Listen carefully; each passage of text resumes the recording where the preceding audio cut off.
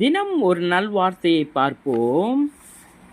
அழகழகான பூச்செடிகளை வீட்டில் வளர்ப்பவர்கள் செடிகளில் உள்ள பூக்களை எல்லாம் முற்றிலுமாக கொய்து விடாமல் செடியிலும் பல பூக்களை வைத்து அந்த பூச்செடிகள் தங்கள் மலர் குடும்பத்தோடு குதூகலமாக காற்றில் நின்று ஆடுவதை பார்த்து மகிழ வேண்டும். வீட்டில் பல இடங்களில் நம் கண்ணில் படும்படியாக பூக்களை அதற்கான ஜாடிகளில் வைத்திருப்பது அன்று முழுவதும் மனசுக்கு மகிழ்ச்சியை தரும்.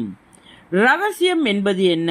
முதலில் 2 பேருக்கு மட்டும் தெரிந்த ஒன்று, பின்னால் பல லட்சம் பேர்களுக்கு தெரிவிக்கப்படும் செய்தியே ரகசியம் என்ற பெயரில் தொடக்கத்தில் நம்பப்படுகிறது.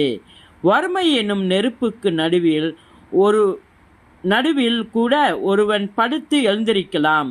ஆனால் ஆணவத்தின் நிழலில் நிற்பவன் அந்த நிழலின் வெக்கை தாங்காமல் கருகி விழுந்து விடுவான்.